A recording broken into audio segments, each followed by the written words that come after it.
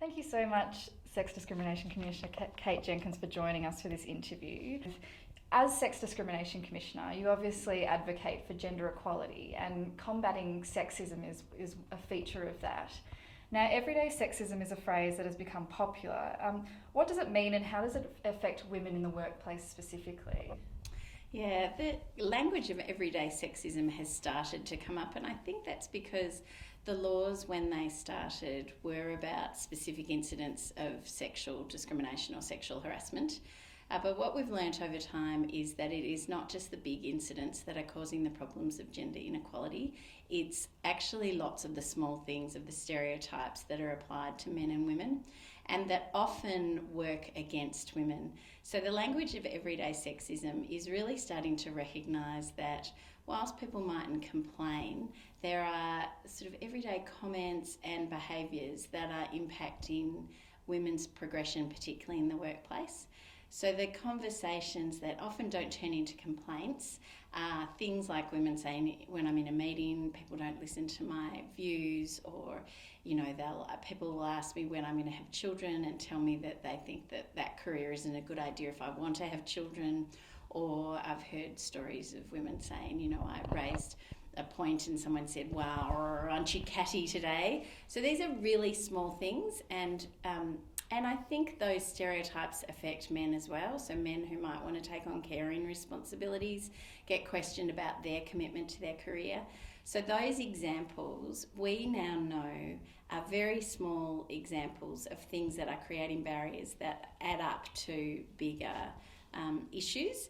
And gender inequality ultimately adds up to women earning less generally than men, women not being in leadership roles, and women having a higher experience of sexual harassment.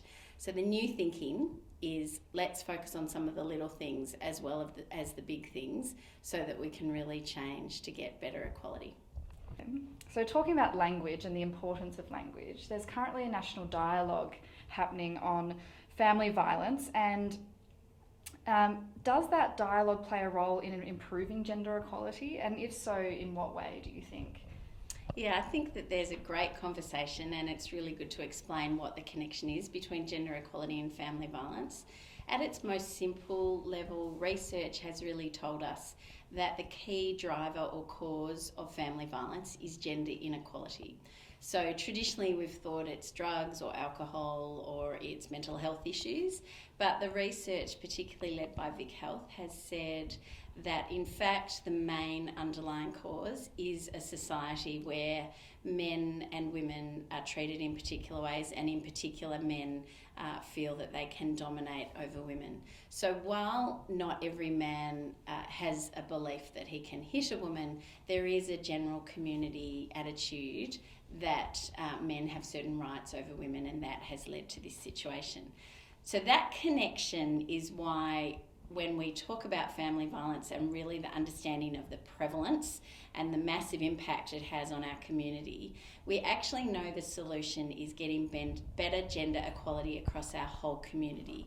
So recognising that men and women are equally valuable, but also that some underlying attitudes, which we call violence supportive attitudes where we say, well, it's just a joke, and we minimise or trivialise sort of comments that put down women or suggest that violence is okay. So the research tells us that violence supportive attitudes are still quite prevalent, that many people still think men should dominate relationships, that many people still think that a man hitting a woman is forgivable if there was an affair or if there was alcohol involved or if the person regretted it afterwards, and that we need to change some of those attitudes to help prevent violence.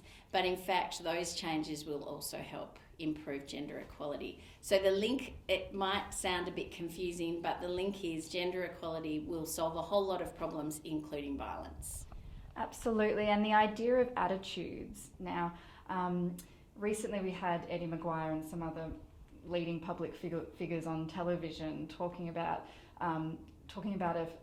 another journalist in quite a, I'm not sure derogatory is the right word, but very subversive and Alarming. Absolutely alarming way. How do public figures shape attitudes towards sex discrimination and things like family violence? Yeah, I think that example for me was really heartening because the response to hearing that suggestion by men in a joking fashion saying that they would like to drown a female journalist, it was a really good example of, I think, the unconscious violent supportive attitudes. That the answer was then, well, it was just a joke, as if, and it wasn't funny to me, I've got to say. So, that some people say that's the start of a joke, but the idea of just trivialising, minimising, excusing or justifying the comment. And then the second part of the conversation was saying, well, she deserves it because she speaks out.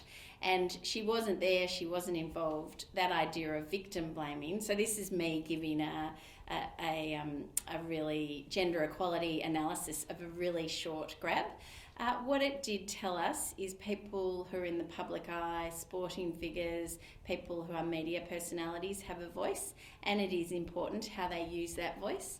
I think that incident, though, the great thing about that was people, when it was pointed out, understood that it was wrong and that we need to change, including the people involved in that conversation. I also think that, so I do think we're getting changes in attitudes, and I do think what those high-profile people think and say is important because they influence our community. But at the other end of the spectrum, we have some great examples of public figures who've really helped change our attitudes. Rosie Batty's a great example of someone who's used her voice really well. We've got David Morrison now as Australian of the Year. And there are a lot of great sporting figures. Jimmy Bartels has talked about his experience of family violence. So there are some great sporting figures who've really spoken out, supportive of, equality, of speaking of including, and speaking against homophobia, racism, sexism. So I think that both public figures have a responsibility to, make sure they're not perpetuating negative attitudes, but actually have an opportunity to really improve our community, and I think that's really exciting. Absolutely, and hopefully we'll see a bit more of that. On something a little different, in what ways are you looking at, in your role as Sex Discrimination Commissioner, to incorporate cultural differences within the gender equality space? Yeah, it's interesting looking at the issue of Sex Discrimination Commissioner because it's a role that covers both men and women and people who identify as other genders. But the reality is that means if we think that gender inequality affects, for example, women or LGBTI people, that in that group we also have Aboriginal people, we have multicultural groups, we have people with disabilities, we have a whole range of attributes. So half of our community is not one type of person, it's a whole lot of different people with a whole lot of really different experiences. So as I've come into this role, I'm very interested not just to take a broad view of what women want, but to really understand what the experience is for each of those different groups. And I know those groups experience inequality in very different ways. And just finally, you speak about real gender equality. What does that mean to you? So for me, as I've come into this role, I have come in and identified three key just starting point issues, and they are looking at the experience of violence against women and their children, and in particular at the family violence end, but also sexual assault, sexual harassment. I've identified looking at economic security for women, the fact that women on average in their older age have half the retirement savings of men and are twice as likely to live in poverty, and that has a whole lifetime reason for that. And I've also identified women in leadership roles, but in community, in a whole range of areas, having a voice and having a role in decision making. When I talk about real gender equality, I know there's lots of analysis about are men different to women and what's their different experience.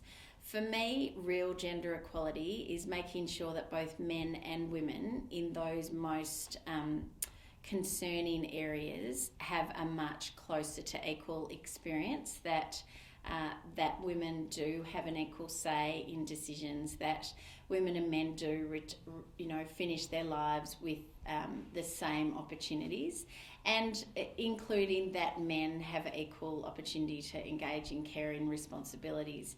So real gender equality for me is looking at what are those really key measures where men and women have a really different outcome that are bad for our community, and changing those. Kate Jenkins, thank you so much for taking the time with us today. Thank you.